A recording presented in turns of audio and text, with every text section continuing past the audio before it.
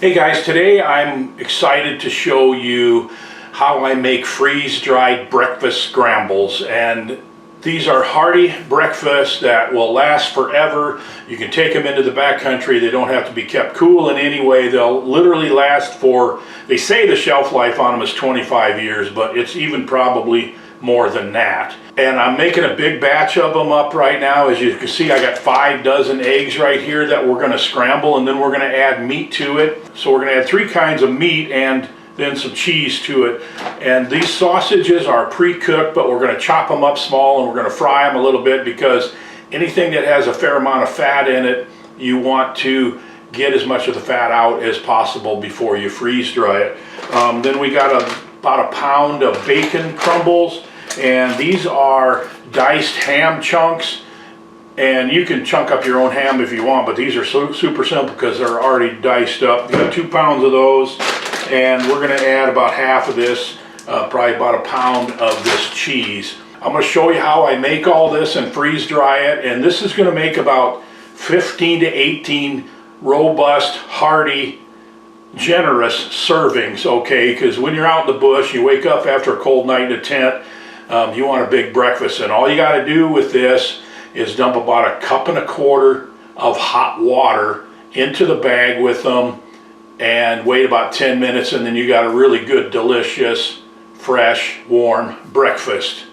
So let's go ahead and get started here. We're going to scramble up the eggs, we're going to start the meat, and then we're going to mix it all together and put it in the freeze dryer, and I'll just show you how it all works.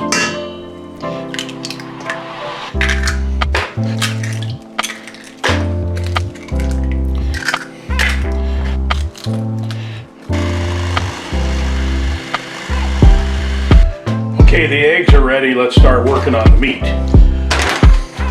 Okay, got about 2 pounds of sausage here, and I'm going to chunk them up pretty small.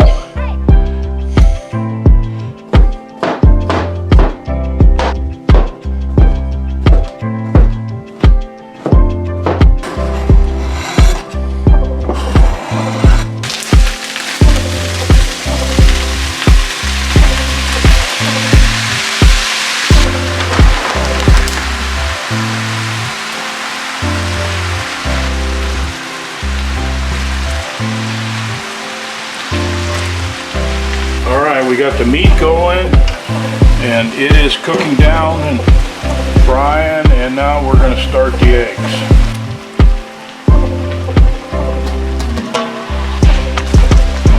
Oh man, does that ever smell good. I'm sure you can imagine there's quite a bit of oil in the bottom of this that's going to have to come out. We're going to add some salt and pepper to this, quite a bit actually. This is all going to be mixed up.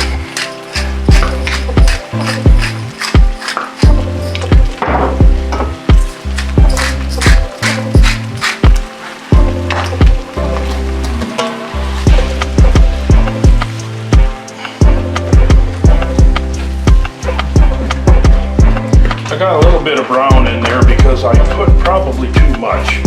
I'm really trying to do more than I normally do. I can tell by looking at this. I said 15 to 18 servings, but we're looking at probably 20 servings here. Okay, we've got all the eggs cooked, and I'm breaking them up really into very small chunks. We want to really work them up into, pretty small stuff, and the reason for that is because when you add the water, when you're eating this, you want the water to be able to absorb into the breakfast, really easily, and the smaller chunks you have, the better it is.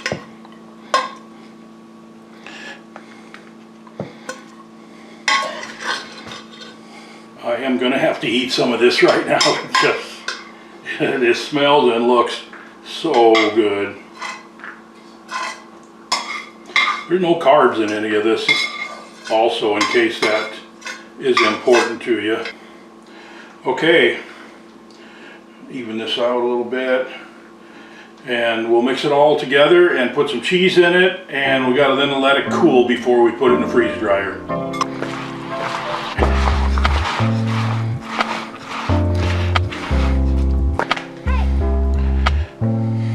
All right, we're we're getting really close here. I am just mixing in the cheese. This has been cooling for about a half an hour. So let's get this in the trays and we'll get it in the freeze dryer and let the freeze dryer work its magic.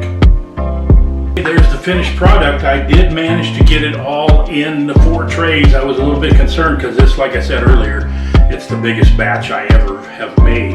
I'm gonna get this in the freeze dryer and then, holy cow, have I got a pile of dishes to wash before my wife gets home from work. And if I don't get them done, she's gonna come home from work and just jump right in and do them herself. I don't want that, so let's get this in the freeze dryer.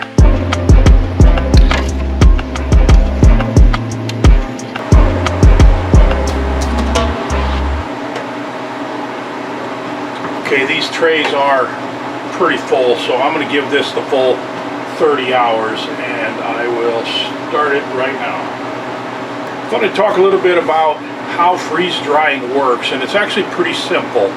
If you think about how food spoils, food needs 3 things to spoil. It needs heat, it needs oxygen, and it needs moisture.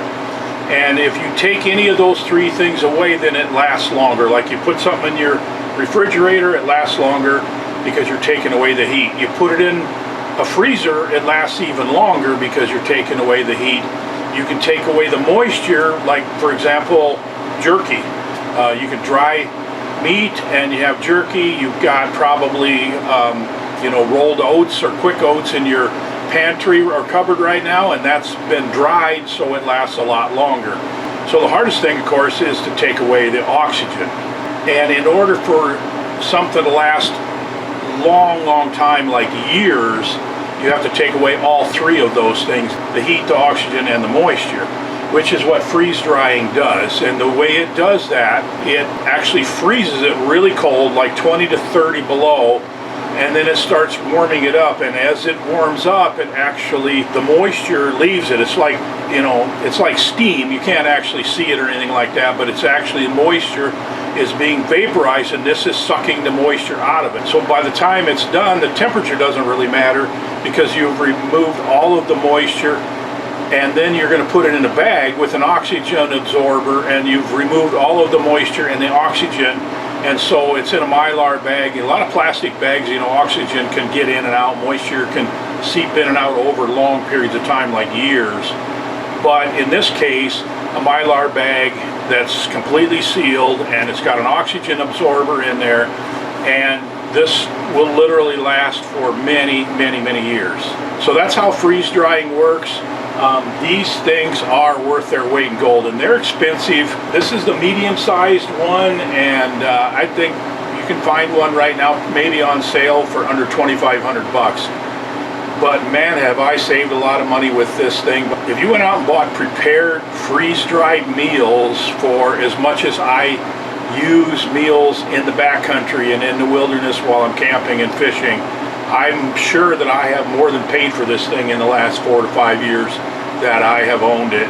If you've ever considered buying one of these, you might want to just kind of sit down and pencil it out. There's so many things that you can do to preserve so many different kinds of foods. All right, this freeze dryer is working its magic, and I'll see you in 30 hours, which will be like 1 second.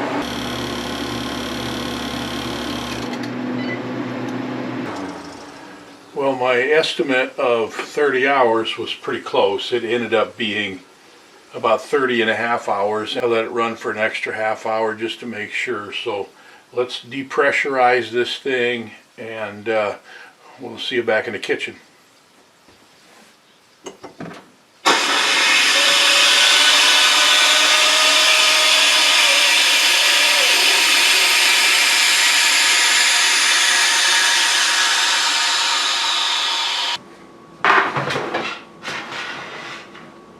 As you can see, it's just powdery dry. Now I got to split it up and bag it up.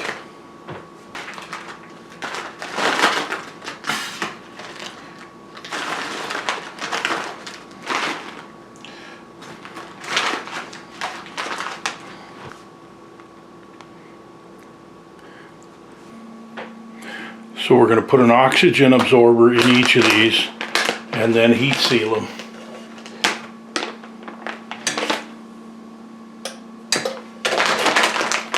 As you can see, it's sealed up perfectly good, and then there you go. That's the completed package right there. All right, we ended up with 18 delicious freeze-dried breakfasts. I hope this has been entertaining and educational for you. If you want to make your own freeze-dried meals, it is super good, super delicious, and way less expensive than buying them in the store. So thanks for watching this video. If you liked it, if you got something valuable out of it, appreciate it if you hit the thumbs up. Thanks. We'll see you on the next video.